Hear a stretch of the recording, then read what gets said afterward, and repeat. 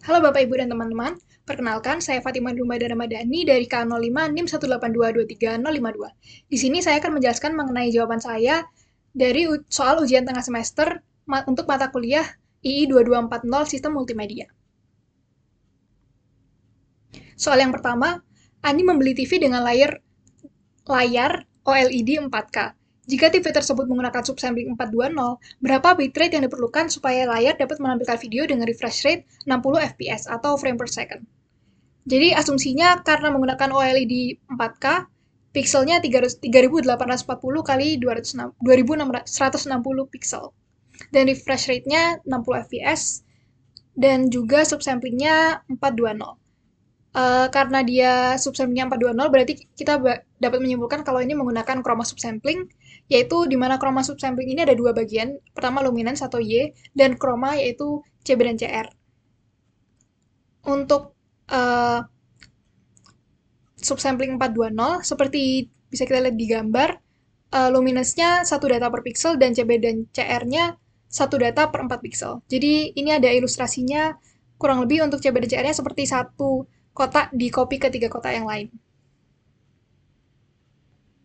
Kemudian untuk menghitung bitrate-nya, pertama kita bisa menghitung jumlah pixel per frame, yaitu dari perkalian pixel OLED 4K tadi. Jadi 8.294.400 pixel. Kemudian kita bisa menghitung jumlah sampel per frame, yaitu kalau Y karena tadi 1 data per pixel, maka tetap saja jadi 1 kali 8.294.400, dan untuk chroma yaitu hasilnya 1/4 kali 8.294.400, namun di sini ada dikali 2 karena ini semacam dua aspek yang berbeda, CB dan CR. Jadi 4.147.200. Kemudian untuk menghitung total jumlah sampelnya, tinggal ditambahkan saja, jadi 12.441.600 sampel per frame. Kemudian setelah kita mendapatkan angka tersebut, kita bisa menghitung jumlah bit per frame. Nah, karena kalau untuk kompresi RGB, red, green, blue, biasanya tiap pixel ada 3 channel, yaitu R, G, dan B. Dan per channel itu ukurannya 8 bit. Maka asumsikan ukuran dari sampel yang sudah kita hitung tadi itu satu sampelnya 8 bit. Maka untuk menghitung bit per frame-nya, kita perlu kalikan lagi dengan 8, jadi 12.441.600 kali 8 menjadi 99.532.800 bit per frame. Kemudian setelah mendapatkan bit per frame-nya, kita bisa mendapatkan bitrate dengan mengalihkan bit per frame dengan FPS tadi. Jadi 99.532.800 bit per frame dikali 60 frame per second. Di sini kita juga bisa memastikan kalau satuannya sudah benar menjadi bit per second karena frame-nya semacam dicoret gitu, semacam hilang. Jadi hasilnya adalah 5 juta, maaf, 5 miliar 971 juta 968.000 bit per second atau BPS. Karena ini sangat besar, kita bisa mengubahnya menjadi satuan gigabit per second dan hasilnya adalah 5,972 gigabit per second. Soal nomor 2. Buatlah data string yang berisi 5 karakter pertama nama depan Anda, ditambah karakter STI, strip, stay, strip, ITB, dan akan dikompresi menggunakan algoritma Huffman coding. Yang pertama adalah membuat tabel frekuensi karakter dari string yang terbentuk. Karena nama saya depannya ada Fatimahnya, jadi diambil 5 karakter depan yaitu FATHI dan ditambahkan ke sisa string yang diminta di soal. Jadi ini adalah tabel frekuensinya dengan total karakter ada 18 karakter. Nah, kemudian saya perlu membangun Huffman tree berdasarkan tabel frekuensi di atas. Jadi pertama dicari dulu mana karakter yang frekuensinya paling sedikit. Jadi di sini ada A, B, E, F, dan H. Jadi yang paling kecil-kecil tadi digabungkan dulu. Misalnya A ini frekuensinya 1, B frekuensinya 1, digabung menjadi satu node yang berfrekuensi total 2, dan kemudian disambungkan dengan H. Dan mereka bergabung menjadi node yang 3. Terus juga yang frekuensi 1 ada lagi, yaitu yang E dan F ini digabungkan menjadi suatu node yang berfrekuensi 2. Kemudian karena sudah habis yang frekuensi 1, bisa beralih ke frekuensi yang 2, yaitu huruf S di sini. Nah, S digabungkan ke hasil node E dan F tadi, jadi 4. Dan di sini Karena yang 2 sudah habis juga, sekarang kita bisa beralih ke yang frekuensinya 3, yaitu tanda strip tadi.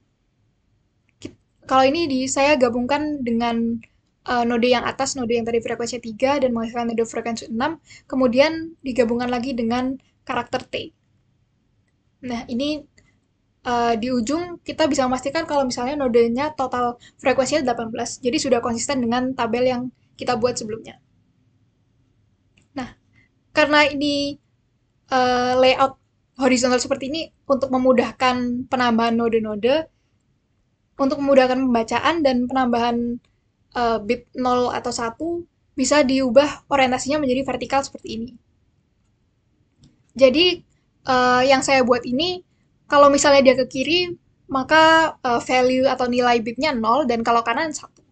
Jadi ini adalah Huffman tree berdasarkan tabel frekuensi yang telah dibuat. Kemudian untuk menentukan kode biner Huffman untuk masing-masing karakter, kita bisa tinggal membaca Huffman tree yang sudah dibuat tadi. Contohnya adalah yang pertama, misalnya kita mau mencari karakter A. Jadi kita awali dari akarnya dulu, dari root. Ke kanan 1, 1 lagi, 1, 1, dan 0. Maka kode biner Huffman-nya adalah 1, 1, 1, 1, 0.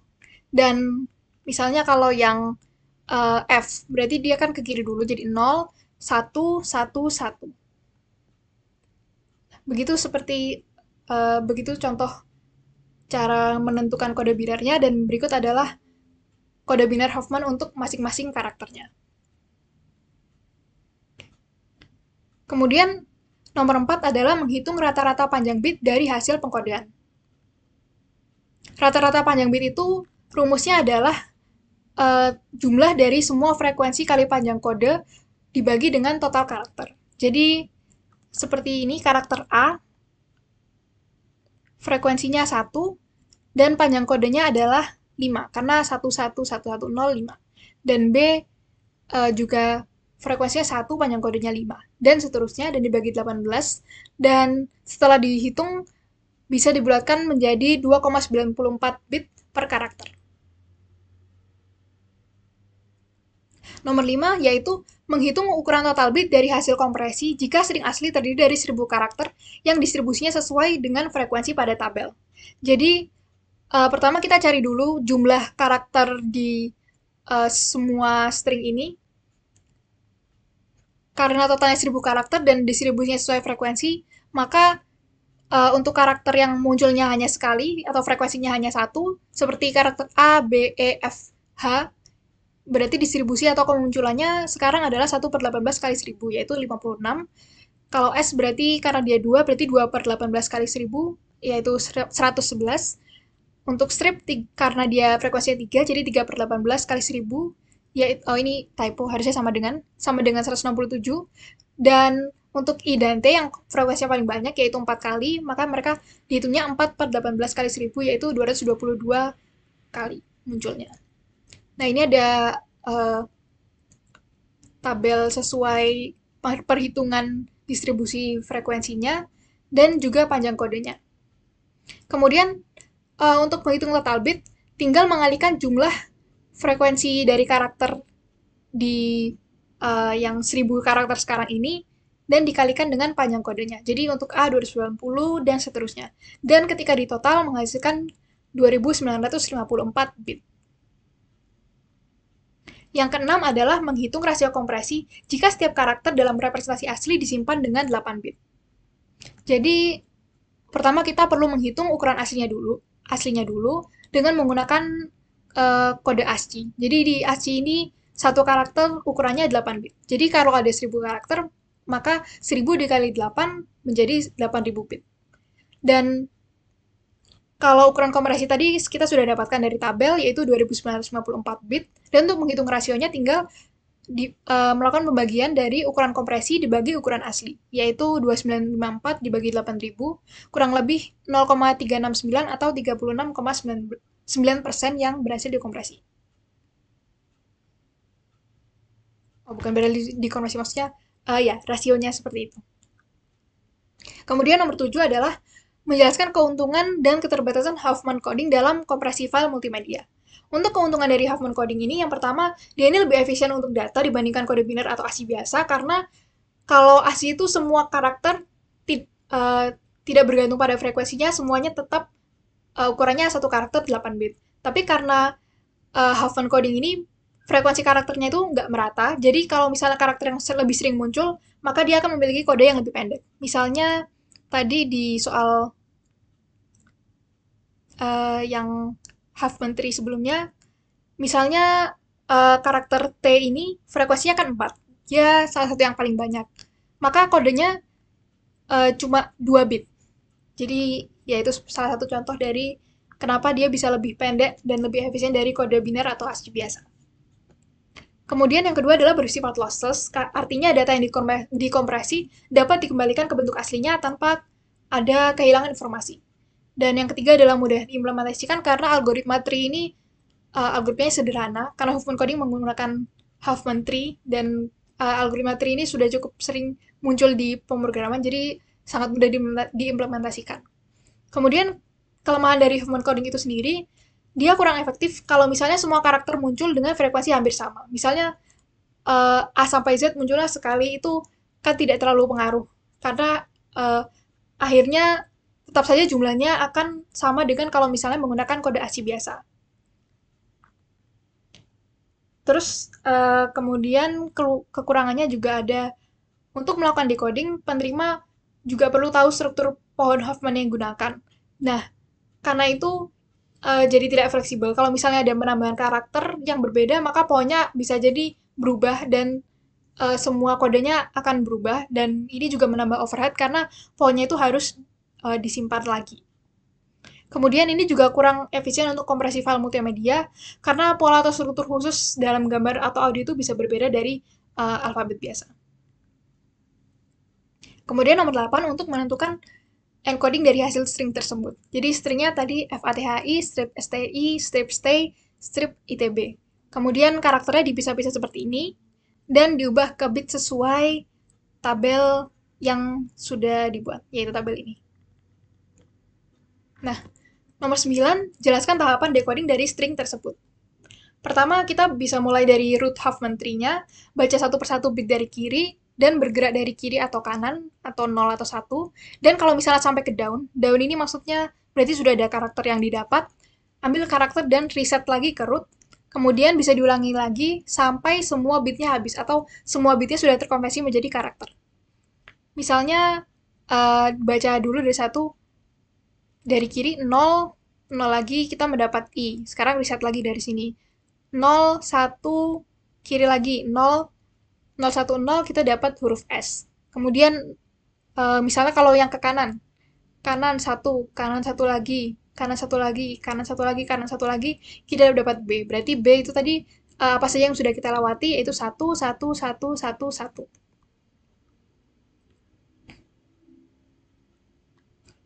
Nomor 10, tentukan hasil decoding dari hasil string tersebut. Decoding ini bisa menggunakan LUT atau lookup table. Jadi misalnya kalau misalnya bit pertamanya 0, nah bit pertamanya 0 kan ada kemungkinan ini bisa I, bisa S, bisa E, atau bisa F. Nah, kita cari dulu bit keduanya apa. Kalau misalnya bit keduanya 1, kemungkinannya tinggal E atau F. Nah, kalau misalnya bit ketiganya 1, kemungkinan tinggal F. Jadi kalau bit keempatnya 1, kode lengkapnya 0111, karakternya F. Jadi 0111. Nah, itu kalau menggunakan lookup table. Kalau misalnya bit pertamanya 1, bisa ada kemungkinan A, B, H, T, atau strip. Jadi kalau misalnya bit keduanya 1, bisa jadi A, B, H, T. Bit ketiganya 1, tetap mungkin bisa ada A atau B. Dan kalau bit keempatnya 1, masih bisa juga A atau B. Dan kalau misalnya bit kelimanya sudah ada pasti 0, jadi 11110, maka sudah dipastikan bahwa karakter adalah A. Jadi ini tadi bitstream hasil encodingnya, kemudian bisa kita gabung menjadi satu begini, kemudian menggunakan teknik lookup table kita bisa menghasilkan hasil decoding, yaitu FATI, strip STI, strip stay, strip ITB. Sudah sama dengan string sebelum encoding. soal terakhir yaitu soal nomor 3. Jadi di sini ada tangga nada C mayor, do, re, mi, fa, sol, la, si, do, dan alat yang digunakan memiliki dua mode sampling, yaitu yang pertama 800 Hz, yaitu mode A, dan mode B, di mana sampling rate-nya 1000 Hz.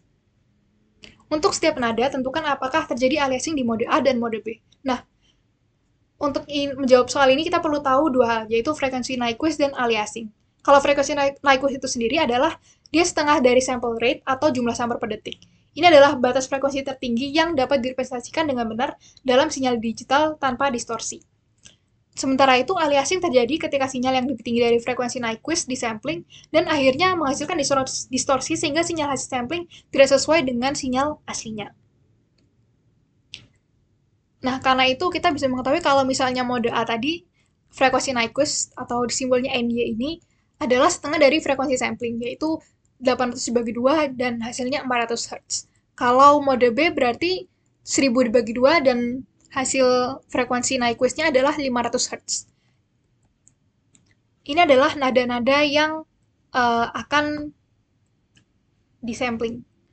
Di mode A berarti yang nada-nada yang frekuensinya berada di bawah frekuensi Nyquist atau 400 Hz tidak akan terjadi aliasing, sementara yang di atas 400 Hz seperti nada la, si, do ini karena lebih dari 500 maka akan terjadi aliasing.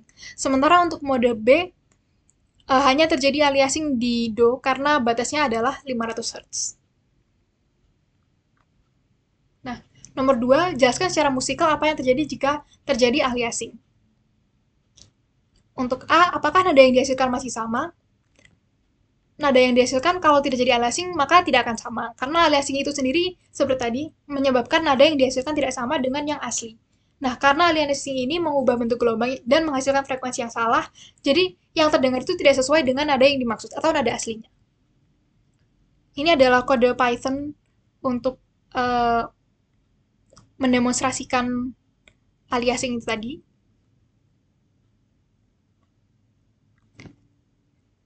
Jadi, karena kesimpulannya adalah terjadi aliasing, seperti di yang mana tadi? Sebentar. Oh ya.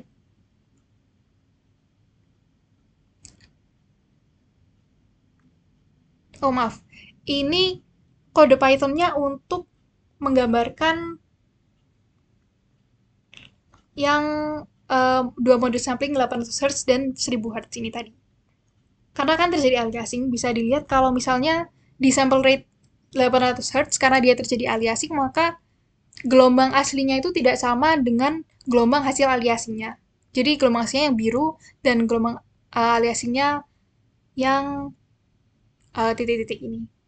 Jadi gelombang aslinya 440 Hz tapi gelombang aliasingnya berada di 360 Hz. Kemudian untuk sampling rate 1000 Hz maka tidak terjadi aliasing karena gelombang aslinya 450 Hz.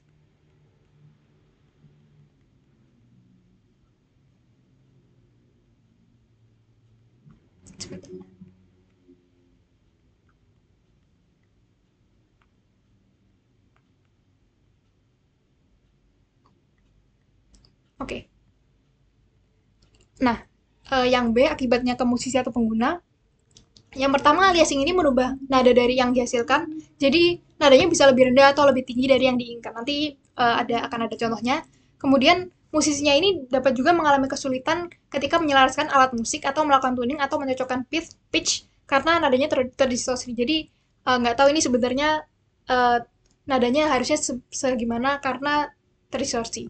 Kemudian, aliasing ini juga dapat menyebabkan hilangnya detail frekuensi tinggi yang penting dalam musik, seperti contohnya pada rekaman vokal. Kemudian pada produksi musik, terutama saat proses sound mixing, aliasing ini dapat mengubah hubungan frekuensi antar instrumen, jadi bisa mengganggu harmoni dan juga menyebabkan distorsi, noise, atau klik-klik yang mengurangi kualitas audio. Dan ini kalau lebih ke penggunanya atau pendengarnya, kalau misalnya dalam orkestra, opera, atau film, misalnya musik ini mau menyampaikan suatu nuansa atau suasana. Nah, nuansa atau suasana yang diinginkan ini bisa jadi tidak tersampaikan dengan baik karena pengguna atau pendengarnya mendengarkan suara yang cacat karena distorsi dari aliasing. Nah, yang terakhir C, tadi soalnya contoh dari hasil audio dengan dua mode sampling rate pada nada la dan jelaskan apa yang terjadi. Oke. Ini adalah kode Python untuk membuat suaranya, soundnya. Nah, sekarang saya akan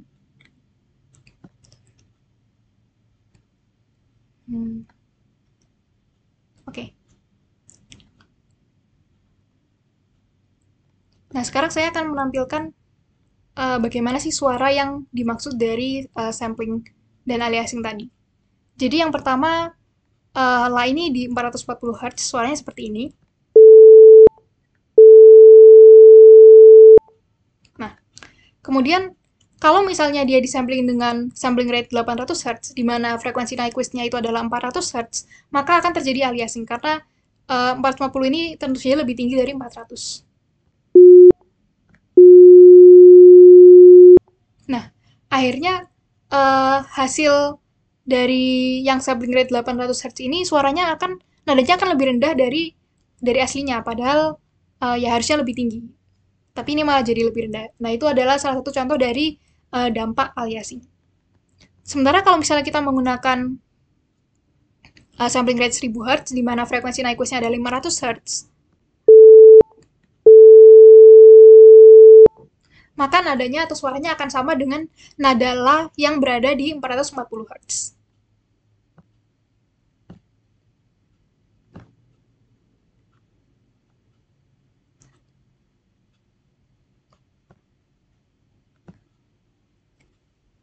Sekian penjelasan jawaban UTS dari saya. Terima kasih.